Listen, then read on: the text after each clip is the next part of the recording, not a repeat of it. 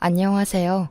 저는 60대 후반이고 누군가의 시모가 될 뻔했던 아줌마입니다. 우리 아들이 아직 결혼을 못했어요. 이전에는 결혼 정년기에 결혼해서 손주 낳고 행복하게 사는 걸 보고 눈 감는 게 소원이었는데 지금은 그저 아들이 큰 병 없이 무난하게 살아주는 게 소원이에요. 당연히 어떠한 계기가 있어서 그렇게 마음을 바꿔먹은 거 맞아요.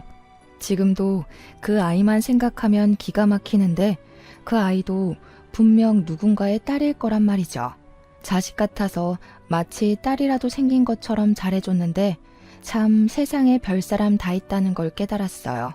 눈치채셨겠지만 오늘 제 예비 며느리에 대해서 얘기를 해보려고 합니다.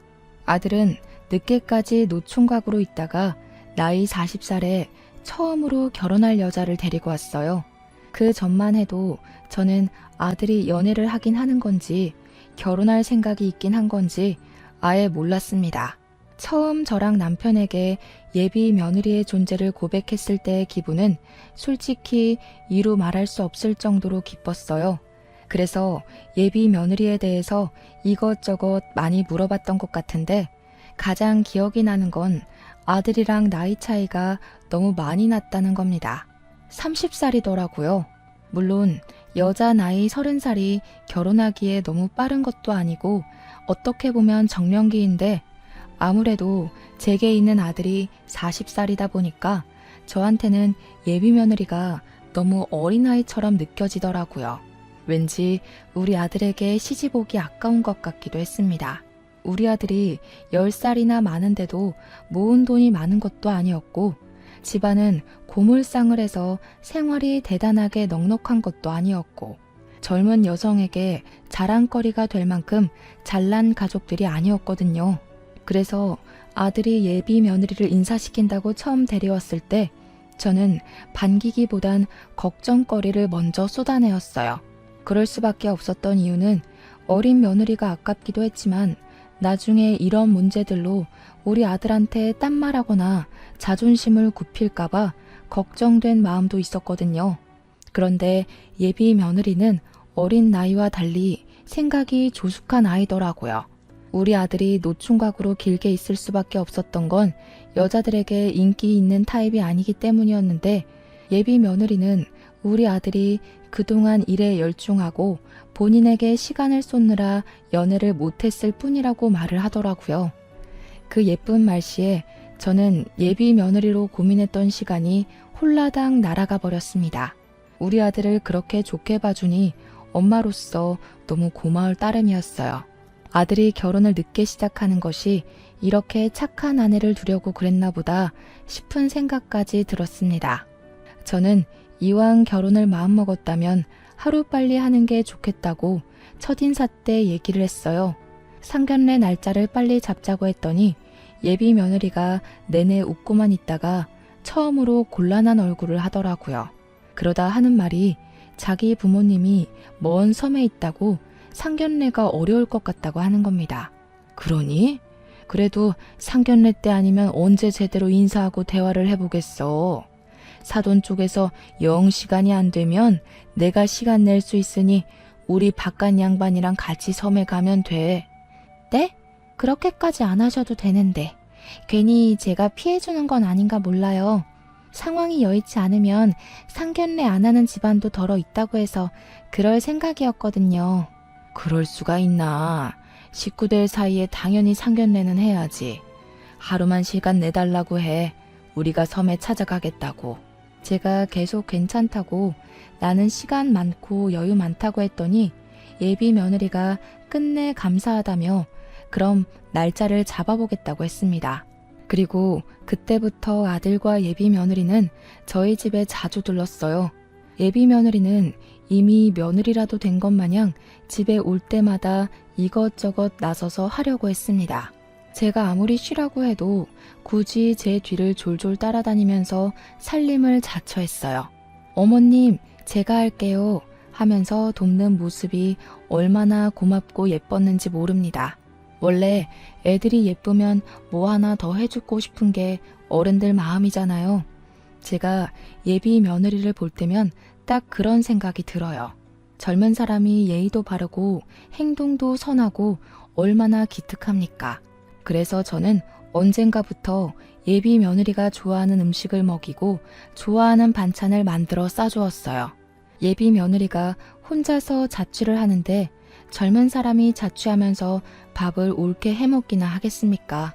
배달이나 포장 음식만 시켜 먹기 다반수지 돈 벌면서 내 밥 스스로 해먹는 거 참 쉽지 않을 거거든요. 게다가 예비 사도는 섬에 있어서 멀리 타지 생활하는 예비 며느리를 못 챙겨줄 거란 말이죠. 그러니 제가 어디 예비 며느리를 그냥 지켜볼 수만 있겠습니까? 앞으로 우리 식구가 될 아이니 잘 먹이고 잘 지내고 싶어서 저는 꼬박꼬박 반찬을 챙겨줬어요. 그때마다 예비 며느리는 항상 눈물을 흘릴랑 말랑하면서 감사 인사를 해줍니다. 타지 생활하면서 부모님 못 뵌 지 오래됐는데 어머님이 계셔서 정말 좋아요. 저 정말 시집 잘 올 것 같아요. 저 무조건 합가할 거예요. 어머님 옆에서 살면서 어머님께 효도할게요. 그땐 우리 아들보다 10살이나 어린 예비 며느리가 왜 그렇게 안쓰러웠는지 모르겠어요. 예비 며느리가 저를 잘 따라주니 제가 더 그런 마음이 들었던 것 같기도 하네요. 저는 예비 며느리가 마치 제 어린 딸이라도 되는 것처럼 아들보다 더 안부 연락을 하고 부족한 생필품을 챙겨주었습니다. 예비 며느리는 우리 집에 올 때마다 반찬이 담긴 종이 가방을 하나씩 꼭 쥐고 돌아갔어요. 저는 이미 예비 며느리가 우리 아들과 결혼할 거라 믿어 의심치 않았기 때문에 예비 며느리를 벌써 가족으로 생각하고 있었어요. 그래서 문득 혼자 고군분투하며 살고 있는 며느리 자취집을 가서 직접 챙겨주는 것도 나쁘지 않겠다는 생각이 들었습니다. 혹시 몰라 며느리에게 전화해서 허락을 구했더니 예비 며느리도 그걸 흔쾌히 좋아해줬어요. 저는 오래간만에 하루 전날 장까지 봐가면서 몸에 좋은 재료들과 요리를 선별해 평소 엄마의 손길 아니면 쉽게 먹지 못할 반찬들로 준비했습니다. 당연히 예비 며느리가 저희 집에서 잘 먹던 반찬들까지 더해서요. 그리고 이왕이면 예쁜 용기에 담아주고 싶어서 한 번도 안 쓰고 다른 곳에 빼놨던 새 용기까지 꺼내서 정성스레 담았어요. 만들고 담기까지 준비 과정만 무려 4시간이 걸렸습니다. 아주 꼭두 새벽부터 일어났었고 마치 자식 소풍 도시락 싸주는 마음으로 성심껏 준비했어요. 그렇게 예비 며느리 집을 방문하는 당일 저는 양손 가득 짐을 들고서 택시를 탔습니다. 자차를 갖고 있는 남편은 볼 일이 있어서 나갔고 버스를 타기엔 짐이 너무 많아서 어쩔 수 없이 요금 좀 나오더라도 택시를 탔어요. 제가 반찬을 꾸준히 줬기 때문에 그것들이 소량 정도 남아있겠지만 아마 거의 다 먹었을 겁니다. 말 그대로 소량으로 줬거든요. 예비 며느리 집 앞에서 차를 내리고 엘리베이터를 타려고 하니 예비 며느리가 마중을 나왔어요. 제가 택시에서 연락을 한번 했었거든요. 마중 안 나와도 된다고 했는데 기어코 나와줬더라고요. 어머님, 짐이 왜 이렇게 많으세요? 세상에, 이걸 다 만드신 거예요? 이렇게까지 안 해주셔도 되는데 저 때문에 너무 고생하시는 거 아니에요? 누구 입에 들어가는 건데 이 정도는 해줘야지. 젊을 때 잘 먹고 몸 챙겨야 늙어서 고생 안 하는 법이야. 아들 없이 저 혼자 며느리를 만나는 건 그날이 처음이었습니다. 그렇게 만나니까 한층 더 가족이 된 것 같고 좋긴 하더라고요. 예비 며느리랑 나란히 짐을 들고서 엘리베이터로 올라탔어요. 예비 며느리 집은 상가 건물에 있었는데 시끌벅적한 아래 상가에 비해 위에 딸린 오피스텔은 젊은 사람들이 살기 좋게 아담하고 깔끔하더라고요. 그런데 그렇게 조그마한 곳도 월세가 비싸서 돈 많이 나간다네요. 얼른 결혼해서 합가를 하던 분가를 하던 내 집인 곳에서 살아야 돈이 안 나가는 법인데 그게 좀 걱정이긴 했습니다. 예비 며느리랑 같이 짐을 들고 주방으로 보이는 곳에다 반찬들을 올려놨어요. 자연스레 제가 반찬들을 정리해 주려고 소매를 걷었더니 예비 며느리가 갑자기 저를 막아서더라고요. 오늘 어머님은 저희 집 손님으로 오셨으니까 일하시는 건 안 돼요. 거실에 가 계시면 제가 다 정리해 놓을게요. 아이고 됐다. 내가 어디 시켜 먹을 사람이 없어서 널 시키겠어? 너 고생하라고 이 많은 반찬 싸운 거 아니야. 실은 냉장고가 엉망이라서 어머님한테 보여드리기 민망해서 그래요. 제가 일 때문에 바빠서 집밥을 밤 늦게 먹다 보니까 정리할 시간이 없어서. 아직 결혼 안 한 여자들이면 다 그렇지 뭘. 요즘이 어디 옛날이랑 같은가? 결혼도 안 한 젊은 사람들 워낙 바빠서 살림하기 버거운 거 누가 모른다고. 정리 못하는 게 당연한 거야. 괜찮다. 예비 며느리가 하도 딸 같은 마음에 제가 정리를 해주고 싶어서 한 고집을 좀 부렸거든요. 근데 예비 며느리도 저한테 좋은 모습만 보여주고 싶다고 그렇게 사정을 하는 겁니다. 할 수 없이 저는 거실에 앉아서 며느리가 준 커피만 마시며 쉬었어요. 그 사이 예비 며느리는 제가 챙겨온 반찬을 허겁지겁 정리하기 시작했습니다. 곧 제 반찬이 너무 맛있어 보인다면서 이걸로 밥 먹고 싶다고 금세 밥까지 하더라고요. 그 모습이 또 귀여워서 저도 주방 일을 도우려고 슬그머니 다가갔으나 예비 며느리가 워낙 주방 근처도 못 오게 다 대접해 주려고 해서 그냥 두 손 두 발 놔버렸어요. 이참에 예비 며느리 집이나 구경해보자 싶어서 아담한 집을 둘러봤습니다. 오피스텔인데도 작은 베란다가 있길래 나가봤는데 그때 바닥에 웬 속옷이 하나 떨어져 있는 걸 발견했어요. 주워보니까 남자 속옷이더라고요. 뭐 우리 아들이랑 결혼할 사이니까 당연히 예비 며느리 집에 남자의 흔적이 있을 수 있다고 생각했어요. 아무렇지 않게 속옷을 갠 뒤 예비 며느리에게 이 속옷 어디 놔둬야 되냐고 물어봤어요. 그랬더니 예비 며느리가 식사 자리를 준비하다 말고 뛰어와서는 제 손에 있는 속옷을 확 낚아챘습니다. 창피해하는 것 같았어요. 오빠가 두고 갔나 보네요. 이런 모습 보여서 죄송해요. 어머님 오기 전에 나름 청소를 했는데 실수했어요. 죄송할 것도 많다. 나쁜 짓 한 것도 아니고 결혼할 사이인데 뭐 그러니? 눈치 없이 내가 주운 게 잘못이긴 하네. 제가 농담 섞여 얘기를 했는데 예비 며느리는 그게 더 민망했는지 얼굴이 민망해할 뿐이었습니다. 저는 그렇게 예비 며느리와 사이좋게 식사를 하고 차 한잔한 뒤 돌아갈 준비를 했어요. 가기 전에 예비 며느리에게 혹시 다 먹은 반찬통 있으면 달라고도 했습니다. 아, 반찬통이요. 아직 다 먹질 못했어요. 거의 다 먹어가는데 제가 씻어서 직접 갖다 드릴게요. 그러니? 그럼 괜히 혼자 고생하게 다 들고 오지 말고 우리 아들한테 실려보내라. 오늘 즐거웠어. 다음에 오면 외식하자. 반찬통 챙겨갈 거라고 따로 주머니도 챙겨왔는데 저는 할 수 없이 빈손으로 신발을 신었습니다. 단화를 신고 나와서 그런지 구두 주걱이 필요해서 두리번거리다가 신발장을 열었어요. 그러자마자 위에서부터 우르르 쏟아지는 신발 때문에 깜짝 놀라서 나자빠지고 말았습니다. 예비 며느리 또한 놀라서 황급히 저를 부축해 주었어요.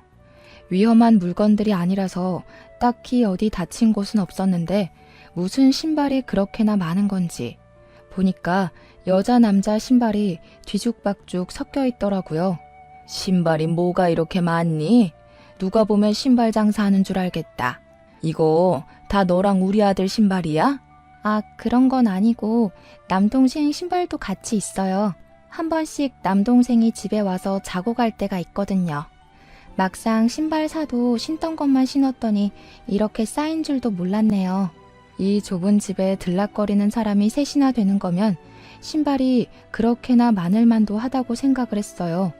신발 많은 게 뭐 별 대수로운 일도 아니니 그러려니 넘어갔던 부분이었죠. 그리곤 배웅을 해주겠다는 예비 며느리의 배려를 거절한다고 엘리베이터 앞에서 사이좋은 실랑이를 벌인 뒤에 겨우 혼자서 1층으로 내려왔습니다. 배웅은 엘리베이터 앞까지 받았으면 됐지 뭐하러 택시 타는 것까지 봐주겠어요. 집 밑에 내려온 저는 홀가분해진 손으로 먼지 둘러쓴 옷을 털어내고 택시를 탈지 버스를 탈지 고민했습니다. 그러다 상가에 파는 김밥이 눈에 들어오더라고요.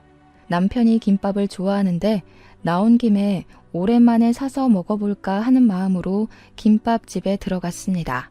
김밥 5줄을 구매하는데 한 30분 걸렸던 것 같아요. 손님도 많았고 배달도 많은 곳이었거든요. 그리 오래 앉아 있다가 김밥 담긴 검은 봉지를 가방에 넣으며 매장을 빠져나왔습니다. 그 순간 예비 며느리가 손에 쓰레기 봉투를 들고서 엘리베이터를 내리는 걸 봤어요. 아는 체 하려고 했는데 예비 며느리가 누구랑 통화를 하면서 뒷문으로 나가길래 바빠 보여서 내버려 뒀습니다. 그런데 그 순간 예비 며느리 뒷모습과 함께 제 눈에 보인 쓰레기 봉투 속 용기들. 그건 제가 방금 며느리 집에 올려다 주고 온 반찬통이었습니다. 너무 순식간에 지나갔던 상황이라 착각했을 수도 있다고 생각했어요. 근데 이 찜찜한 마음이 이미 오해로 쏠려버렸고 제 걸음은 어느새 예비 며느리를 뒤를 쫓게 되었어요. 뒷문으로 나갔더니 그곳은 상가랑 오피스텔이 같이 쓰는 소각장이었습니다. 그곳에는 예비 며느리 혼자 있었는데 잠시 후 예비 며느리가 들고 있던 쓰레기 봉투를 쓰레기 더미로 던져버리더라고요. 당연히 쓰레기 봉투니까 쓰레기통에 버렸겠죠. 문제는 쓰레기 봉투 속 내용물이란 거예요. 그도 그럴 것이 예비 며느리가 전화기에 대고 하는 말은 제게 오해의 소지를 확신시켜 주었는데요. 더럽게도 많이 싸웠어. 그냥 한 번 좋다고 했을 뿐인데 어지간히 챙겨준다니까. 줄 거면 소고기나 전복이나 이런 거 챙겨줄 것이지. 허구한 날 냄새나는 반찬들 뿐이야. 내가 무슨 거지인 줄만 아나 봐. 매번 처리하는 것도 짜증나 죽겠네. 그리고 내가 이전에 반찬통도 다 버려버렸거든? 갑자기 그걸 달라는 거 있지? 들키는 줄 알고 간 떨어질 뻔했어. 예비 며느리가 하는 발언부터 목소리 톤은 제게 잊지 못할 큰 충격을 안겨줬어요. 내가 잘못 들은 거겠지 라고 무딘 소리를 하기에는 예비 며느리의 본색이 너무 제 눈앞에서 적나라하게 펼쳐졌습니다. 그 순간 너무 놀라고 당황스러워서 소리를 낼 뻔했지 뭡니까. 여태껏 제 눈에 예비 며느리는 당연히 선하고 여리고 아이 같기만 했었어요. 그저 내 아들만큼이나 챙기면서 보듬어주고 싶었는데 어떻게 뒤에서 이런 짓을 하고 있었던 건지. 그럼 이제껏 제가 자기를 생각해서 챙겨준 반찬들을 전부 하찮게 보고 있었다는 거잖아요. 제가 해주는 게 그저 성가시고 제 자체가 귀찮았다는 뜻도 되는 거 아닙니까? 아무래도 예비 며느리가 그동안 제가 줬던 반찬을 저런 식으로 다 버렸던 것 같다는 확신이 들었어요. 이미 그것만으로도 충격인데 심지어 예비 며느리는 누군지 모를 통화 대상에게 우리 집이 고물상을 하는 것에도 불평을 늘어놓고 있었습니다. 아버님이 하시는 건데 고물상을 해서 그런지 집에도 고물들이 차고 넘치더라. 집에서 이상한 쉰내가 얼마나 많이 나는 줄 알아? 그 집만 다녀오면 내 돈이 더 들어. 세탁소 가야 되지, 사우나 가야 되지. 그래도 그 고물상이 오래돼서 돈은 되더라고. 땅값이 13억이라잖아. 어떻게 제가 안 보는 곳이라고 사람이 이렇게나 건방져질 수가 있는 걸까요? 그러니까 예비 며느리는 저랑 남편이 늙어서 죽게 되면 고물상이 자연스레 아들에게로 가니까 그 자산을 노리고 아들과 결혼하려고 하는 것 같았어요. 우리 아들이 나이가 좀 있고 순박해 보이니까 일부러 접근을 했나 봅니다. 저는 그런 예비 며느리 모습을 모조리 영상 촬영했고 예비 며느리가 소각장을 빠져나갈 때까지 그 냄새나는 곳에 몸을 숨기고 있었습니다. 예비 며느리가 완전히 소각장을 벗어나자마자 바로 쓰레기통으로 향했어요. 제 옷까지 더럽혀가며 쓰레기통 안으로 상체를 숙였고 예비 며느리가 버렸던 쓰레기 봉투를 주었습니다.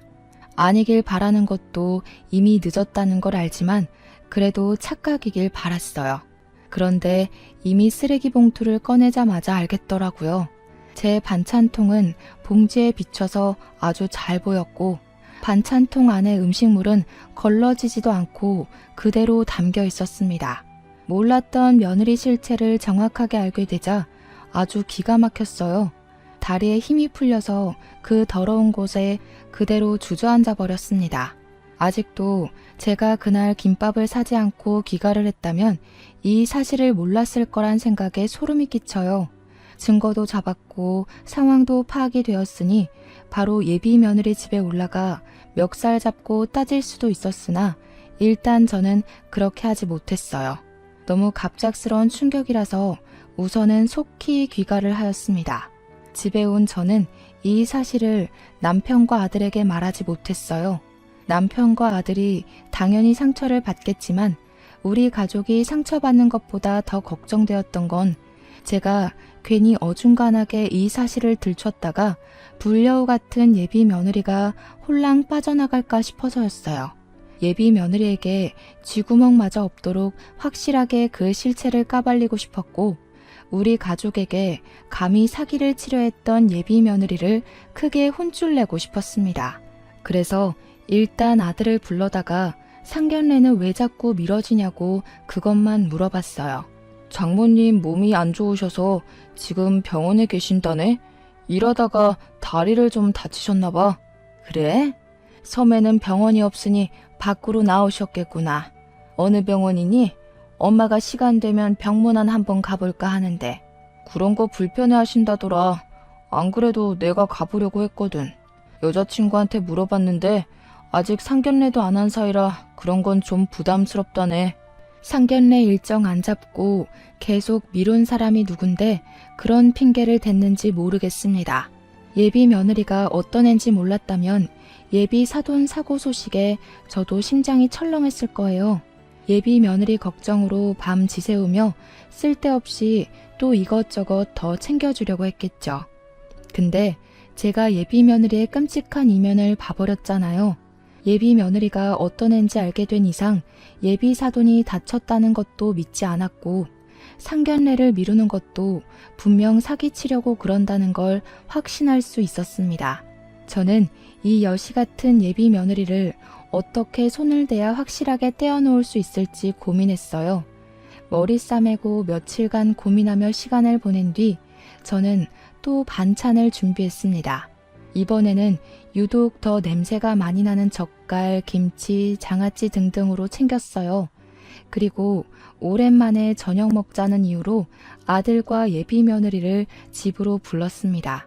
집에 당도한 예비 며느리는 여느 때처럼 얼굴에 철판 깔고 싱글벙글 잘도 웃었어요. 저녁 식사 준비에도 항상 그랬듯 제 곁을 졸졸 따라다니면서 적극적으로 며느리 노릇을 했어요. 남편이랑 아들이 거실에서 고기를 굽고 있고 저는 채소를 씻는다고 예비 며느리랑 둘이서 주방에 있었습니다. 예비 며느리를 계속 보는데 제가 실체를 알고 있어서 그런지 사근사근 웃는 얼굴이 주먹을 날리고 싶게 생긴 줄은 그날 처음 알았어요. 둘만 있는 그 장소에서 저는 한번 물어나 보고 싶더라고요. 진짜 돈 때문에 이 피곤한 짓을 하는 거냐고 말이죠. 어머니가 아프시다고 들었는데 신경 많이 쓰여서 피곤하겠다. 그럼 결혼은 계속 미뤄지겠네. 혹시나 해서 말인데 우리 아들이랑 결혼할 생각은 있는 거지?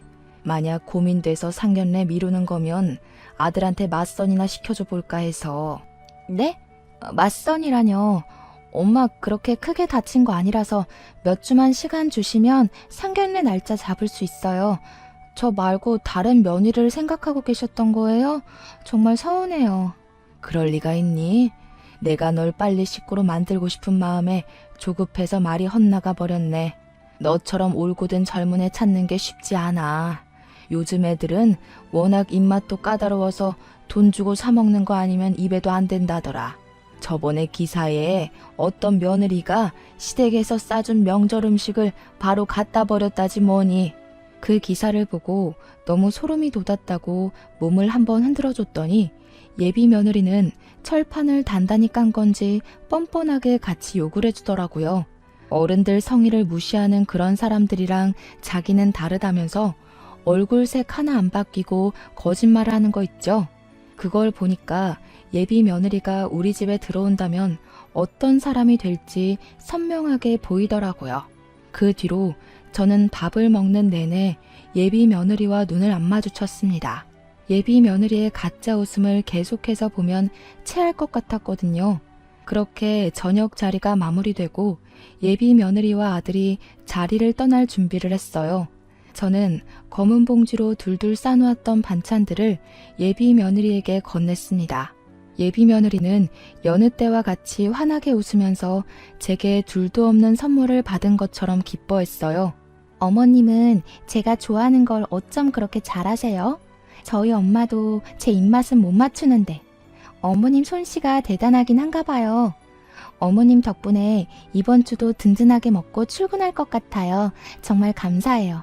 그래, 집 가는 길 조심하고 도착하면 꼭 연락 주고 아들이 좋아하는 반찬도 넣었으니까 둘이 같이 있을 때도 잘 챙겨 먹어.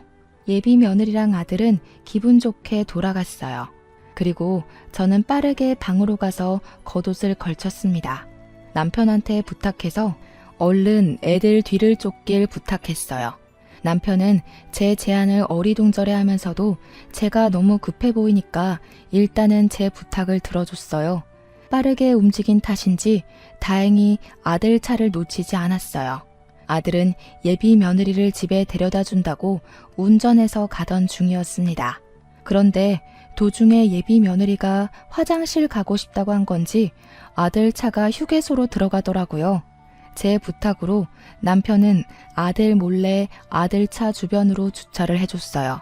남편이 옆에서 계속 뭐 때문에 이러냐고 물었지만 저는 그저 차에서 내린 애들만 보느라 정신 팔렸어요. 아들이 먼저 차에서 내리고 예비 며느리가 따라 내리는데 아들은 며느리의 부탁을 받고 커피를 사러 가는 듯 했어요. 그리고 그때였습니다. 예비 며느리가 아들 가는 뒷모습만 가만히 보고 있더니 몸을 숙여 차 안에서 뭘 꺼냈어요. 그건 다름 아닌 제가 줬던 반찬 봉지였습니다. 그때부터 제가 동영상을 켜고 며느리를 쫓아갔어요. 남편이 저를 따르면서 뭐 하는 거냐고 계속 물었지만 당장 설명해 줄 시간이 없어서 일단은 그저 예비 며느리만 지켜보라고 당부했어요. 그리고 그 순간 예비 며느리는 커피를 기다리고 있는 아들 눈치를 한 번 더 보더니 화장실 앞에 놓인 휴게소 쓰레기통으로 제가 준 반찬 봉지를 통째로 버렸습니다. 아무 일 없었던 척 바로 화장실을 들어가 버리길래 저는 그대로 영상을 종료하고서 남편을 데리고 차로 돌아갔어요. 남편도 예비 며느리가 손에 쥐고 있는 게 제가 준 반찬이라는 걸 알아서 자기가 본 게 무엇인지 많이 혼란스러워했습니다. 남편 또한 예비 며느리를 좋게 보고 있어서 아들 결혼할 때 집 한 채 해주려고 했었거든요. 공동 명의로 말이죠. 놀란 채로 제게 되묻고 있는 남편에게 저는 그제야 설명을 해주었어요. 이 불려우 같은 게 우릴 속였더라고. 여태까지 내가 줬던 음식을 저런 식으로 다 버린 거 있지? 처음에 보고 얼마나 놀랐는지 모른다니까. 하도 기가 막혀서 생각도 안 나려고 하네. 남편은 당연히 제 말을 쉽게 믿지 못했어요. 아까 예비 며느리의 행실을 두 눈으로 보긴 했지만 그래도 그동안 쌓인 예비 며느리의 좋은 이미지가 너무 많아서 선뜻 함부로 판단할 수 없는 것 같은 눈치였습니다. 그때 차로 복귀한 아들과 예비 며느리가 출발했어요. 남편도 뭘 더 확인해보고 싶은 건지 다시 아들 차를 뒤쫓으려고 시동을 걸었어요. 저는 그런 남편을 저지시키며 더 이상 따라가지 않아도 된다고 말했습니다. 도대체 방금 그게 뭐야? 애가 왜 당신이 준 음식을 버려? 안 되겠어. 가서 물어보든가 따져보든가 해야 될 것 같아. 남편이 왜 안 따라가냐고 수상한 행적을 봤으면 더 확실하게 캐내야 되는 거 아니냐고 조급하게 물었습니다. 저는 별다른 답은 안 하고 지난날 예비 며느리 집 갔다가 예비 며느리가 통화하던 영상을 남편에게 들려줬어요. 남편은 예비 며느리의 많고 많은 망언들 중 고물상 땅덩어리를 어떻게 하려고 접근했다는 것에 가장 크게 반응을 했습니다. 예비 며느리의 괘씸함을 알고는 용서할 수 없다면서 노발대발했어요. 그런 남편을 진정시키면서 저는 남편에게 애들 뒤를 쫓았던 진짜 이유를 말해줬어요. 남편과 저는 그렇게 한 1시간 정도 더 그 휴게소에서 시간을 보낸 뒤에 며느리에게 전화를 걸었습니다. 며느리가 저를 반기면서 잘 도착했다고 말하더라고요. 어머님, 늘 감사해요. 안 그래도 집 가는 길에 엄마한테 연락해서 상견례 다시 여쭤봤는데 이번 달 말에 괜찮다고 하시네요. 시간이 너무 늦은 것 같아서 내일 말씀드리려고 했는데 어머님이랑 저랑 텔레파시 통했나 봐요. 번거로우시겠지만 저희랑 같이 지방에 내려가시는 거 어떠세요? 나야 뭐 다 괜찮지.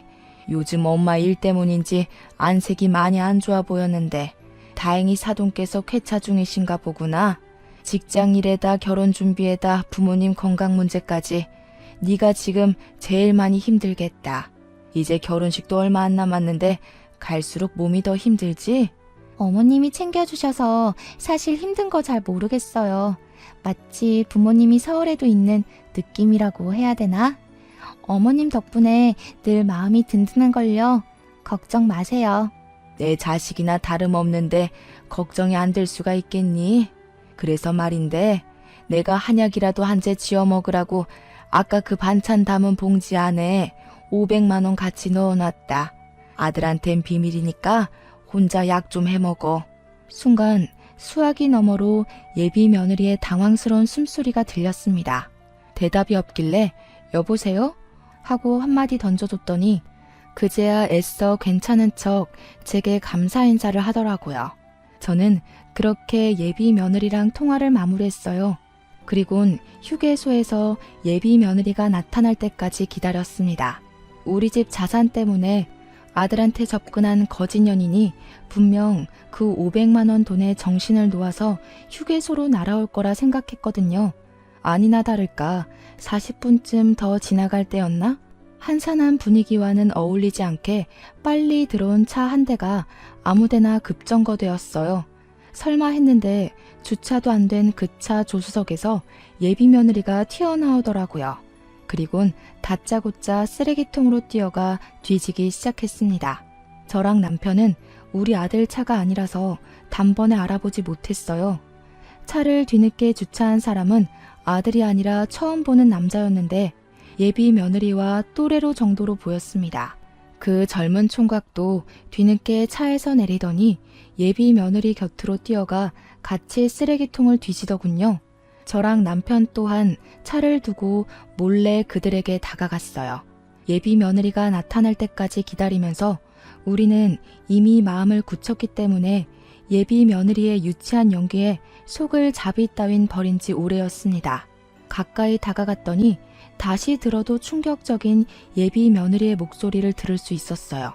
그 할망구는 무슨 이런 검은 봉지에 돈을 숨겨서 보낸대? 고물상을 해서 그런가 집에 고물밖에 없나 보지? 돈 봉투 살 돈도 없나 보네. 아 근데 진짜 500만 원 있는 거 맞아? 결혼도 안 한 며느리한테 어떻게 그리 큰 돈을 줘? 그 할망구 지금 나한테 정말 정신 나가 있어서 진짜 그만한 돈 줄 수 있는 사람이야. 아 근데 어떡해. 벌써 쓰레기 갈아치웠나 봐. 다른 쓰레기통이랑 착각했나? 예비 며느리가 모든 쓰레기를 뒤적거려도 자신이 버린 봉지는 없자 절망했습니다. 그러자 행색 거지 같은 젊은 총각이 달래주면서 예비 며느리를 안아주는데 둘이 같이 있는 폼이 남매는 아닌 듯 했어요. 그래서 그 두 사람의 보기 불편한 사진을 여러 장 찍었어요. 당연히 일부러 쳐다보라고 한 짓이었어요. 안 그래도 셔터 소리 때문에 두 사람이 이쪽을 돌아보더라고요. 예비 며느리가 저를 보자마자 두 눈이 동그래졌는데 그때 젊은 총각이 기세 좋게 나서면서 저더러 뭐 하는 거냐고 언성을 높이는 겁니다. 저는 그런 총각을 무시하고 며느리한테 다가가서 검은 봉지를 내밀었어요. 그리곤 혹시 이 물건을 찾냐고 물어봤죠. 그러자 예비 며느리는 이미 사색이 되어 있었고 총각은 그제야 며느리가 말했던 예비 시모가 저라는 걸 눈치챈 듯 했습니다. 저는 예비 며느리가 이렇게 다시 나타날 거라고 예상을 했기 때문에 아들 차가 떠났을 때 이걸 진작에 주워왔었어요. 어쩜 이렇게 예상을 빗나가지 않게 실망을 시키는 건지. 500만 원을 못 챙겨서 다시 돌아왔나 보구나. 하긴 이 반찬 다 합쳐도 500만 원 값어치는 못하지. 먹기 싫고 더러웠으면 진작 말을 하지 그랬어. 괜히 아까운 반찬값만 날렸네. 어머님, 여긴 어떻게 오셨어요? 그러니까 이게 어떻게 된 거냐면 변명할 필요 없다. 이미 네가 어떤 앤지 알아버려서 괜히 감정 낭비해봤자 서로 입 아프고 귀 아파. 그렇다고 그냥 돌아가기엔 내가 여기서 널 계속 지켜보고 기다렸던 값은 받아야지 않겠니? 그 냄새나는 반찬도 그냥 쓰레기통에 버리기 얼마나 아까운 요리인데. 저는 그 자리에서 검은 봉지를 풀었습니다. 반찬 뚜껑을 하나씩 다 열면서 500만 원을 찾는 척하며 들고 일어났어요. 예비 며느리에게 주려고 만든 반찬이니 예비 며느리 머리 위로 고스란히 부어주었습니다. 뭐 하시는 거예요? 대체 왜 이러시는 건데요? 그래요. 실수 좀 했어요. 다른 거 버리려고 했는데 착각해서 그걸 버린 거라고요.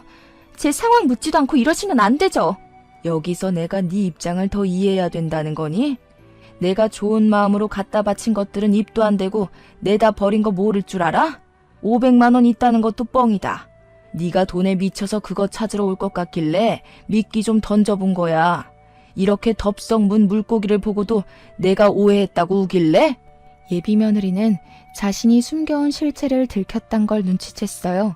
13억 땅덩어리는 다 잡은 셈이었는데 놓치게 된 것에 대한 아쉬움과 분노가 한 얼굴에 공존하고 있었습니다. 그러니까 지금 이악 물고 화를 참는 거예요. 이 와중에도 자기가 상황을 잘 해결할 수 있다고 보나 봐요. 이미 결혼이 물 건너갔다는 건 지나가는 개도 알만한 사실이었는데 여전히 희망을 놓지 않고 있길래 제가 더 신경을 박박 긁어줬습니다. 재벌집 딸내미라도 되면 모를까? 네가 뭔데 우리 집 고물상 하는 걸로 네 창피하다는 듯 얘기하니?